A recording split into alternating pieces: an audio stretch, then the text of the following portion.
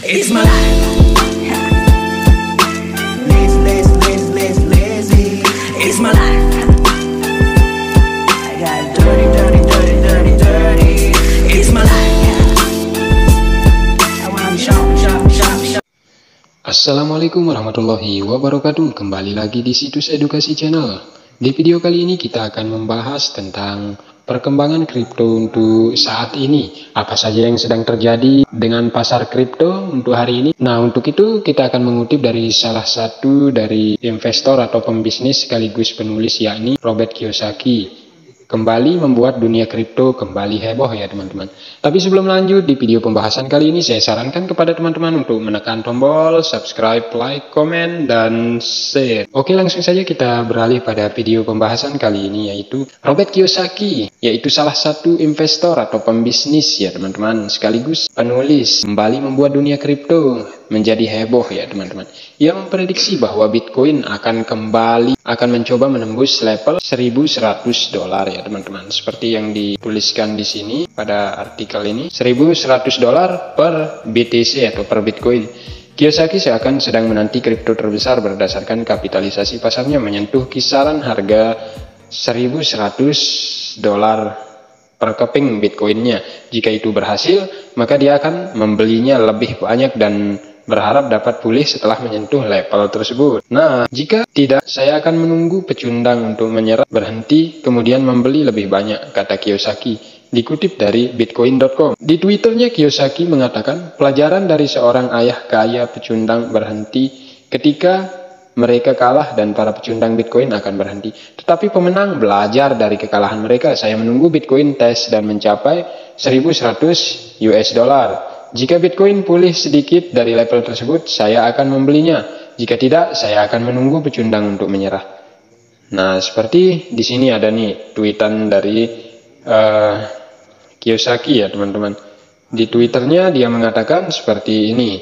Rich Dad Lesson. Loser quiet when the loose Bitcoin loser are quieting some commistic. Jadi inilah tweetan dari Kiyosaki ya teman-teman. Setelah Kiyosaki mentweet demikian, banyak netizen di Twitter yang tidak setuju dengan pernyataan Kiyosaki tersebut. Beberapa orang menduga bahwa penulis buku Rich Dad Poor Dad tersebut tipu dan mereka menganggap Bitcoin dapat menyentuh $11.000. Kiyosaki telah mengatakan selama beberapa bulan bahwa dia akan membeli lebih banyak Bitcoin saat harganya turun dan sudah benar-benar menyentuh bottomnya.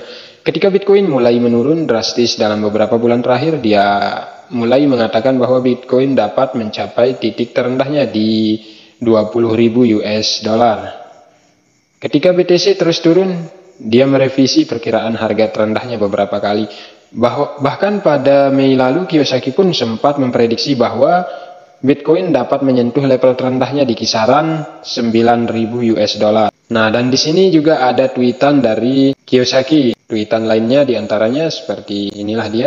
Meski begitu, dia masih cenderung bullish pada Bitcoin karena dia menganggap bahwa Bank Sentral Amerika Serikat atau AS, Federal Reserve, the Fed, dan Departemen Keuangan sebagai organisasi yang korup. Dia juga mengatakan bahwa begitu dia tahu bahwa bagian bawahnya sudah masuk, dia akan mendukungnya, sekaligus mencatat bahwa kejatuhan kripto adalah waktu terbaik untuk menjadi orang kaya.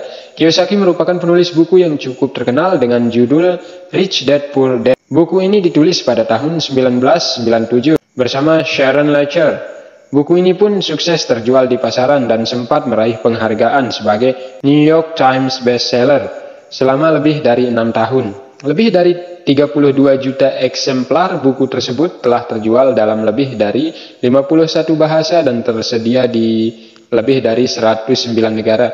Tak hanya memprediksi Bitcoin dan kripto lainnya, Kiyosaki juga membuat beberapa prediksi mengerikan tentang ekonomi Amerika Serikat. Pada bulan lalu, dia mengatakan pasar saham dan obligasi akan jatuh, dan dia juga memprediksi adanya peristiwa depresi besar dan kerusuhan sipil. Pada April, dia mengklaim bahwa hyperinflasi sudah terbentuk.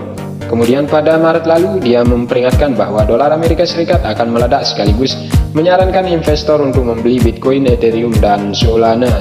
Nama tersebut juga dikaitkan dengan perangkat lunak sumber terbuka yang dia rancang, dan juga menggunakan jaringan peer-to-peer tanpa penyimpanan terpusat atau administrator tunggal, di mana Departemen Keuangan Amerika Serikat menyebut Bitcoin sebuah mata uang yang terdesentralisasi. Tidak seperti mata uang pada umumnya, Bitcoin tidak tergantung dengan mempercayai penerbit utama. Bitcoin menggunakan sebuah database yang didistribusikan dan menyebar ke node-node dari sebuah jaringan peer-to-peer ke jurnal transaksi, dan menggunakan kriptografi untuk menyediakan fungsi keamanan dasar, seperti memastikan bahwa Bitcoin hanya dapat dihabiskan oleh orang yang memilikinya, dan tidak pernah boleh dilakukan lebih dari 1 kali. Desain dari Bitcoin memperbolehkan untuk kepemilikan tanpa identitas atau anonymous dan pemindahan kekayaan. Bitcoin dapat disimpan di komputer pribadi dalam sebuah format file wallet atau disimpan oleh sebuah service wallet pihak ketiga. Dan terlepas dari semua itu, Bitcoin dapat dikirim lewat internet kepada siapapun yang mempunyai sebuah alamat Bitcoin. Topologi peer-to-peer Bitcoin dan kekurangnya administrasi tunggal membuatnya tidak mungkin untuk otoritas pemerintahan apapun untuk memanipulasi nilai dari Bitcoin atau menyebabkan inflasi dengan memproduksi lebih banyak Bitcoin. Bitcoin adalah salah satu dari implementasi pertama dari yang disebut mata uang kripto. Pertama kali dideskripsikan oleh Wei Dai pada tahun 1998. Bitcoin dan mata uang kripto lainnya disebut sebagai aset kripto. Ini sudah bisa diperdagangkan di Bursa Berjangka Komoditas Indonesia setelah Badan Pengawasan Perdagangan Berjangka Komoditas atau Bapepti menerbitkan Peraturan Bapepti Nomor 5 Tahun 2019 dan 8 Februari 2019. Keberadaan mata uang virtual seperti halnya Bitcoin dan lainnya di Indonesia memang sudah mendapat lampu hijau dari Badan Pengawas Perdagangan Berjangka Komoditas atau Bapepti. Akan tetapi, Bank Indonesia atau BI dan Otoritas Jasa Keuangan atau OJK tetap melarang penggunaan mata uang kripto sebagai alat pembayaran di tanah air.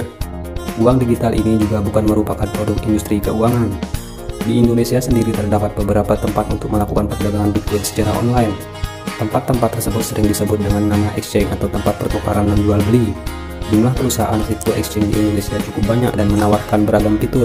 Bila kita mendaftar pada sebuah platform exchange, maka di dalamnya sudah ada wallet Bitcoin yang bisa langsung digunakan. Bitcoin wallet dibutuhkan untuk menjaga keamanan aset kripto atau mata uang digital yang kita miliki, karena sebuah wallet pada dasarnya sama seperti rekening bank, di mana bisa melakukan penerimaan, penyimpanan hingga pengiriman Bitcoin. Contoh perusahaan crypto exchange di Indonesia adalah Indodax, Luno, Trip, Rekeningku.com, Tokenomic, Toko Kripto, CoinEx Indonesia, Bitokto, Upbit Indonesia, Zipmek, dan lain-lain. Otoritas Berjangka Amerika Serikat US Commodity Futures Trading Commission (CFTC) menyatakan virtual currency sebagai komoditas pada tahun 2014. Sejak itu pula, pengawasan berada di bawah CFTC. Pengawasan ini termasuk mengambil tindakan pada bursa futures Bitcoin yang tidak terdaftar dan menindak manipulasi pasar private derivatif. CFTC pun menerbitkan panduan pembeda dasar derivatif dan pasar spot untuk virtual currency. Ruang lingkup pengawasan CFTC hanya berada di pasar berjangka dan derivatif. Nah, demikianlah informasi tentang seputaran dunia kripto dari Kiyosaki ya teman-teman, yang telah membuat dunia kripto kembali heboh dengan berbagai tweetan di Twitternya sendiri. Tweetan dari Robert Kiyosaki ini akan berpengaruh terhadap pasar Bitcoin.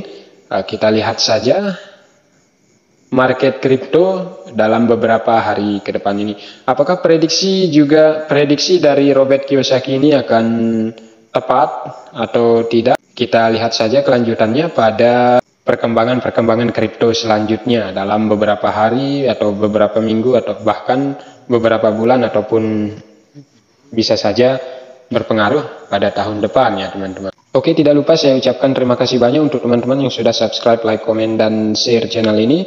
Saya doakan semoga tetap sehat selalu, semangat dalam beraktivitas, dan tentunya tetap dalam lindungan Allah Subhanahu wa Ta'ala. Sampai jumpa di video berikutnya. See you in the next video. Wassalamualaikum warahmatullahi wabarakatuh.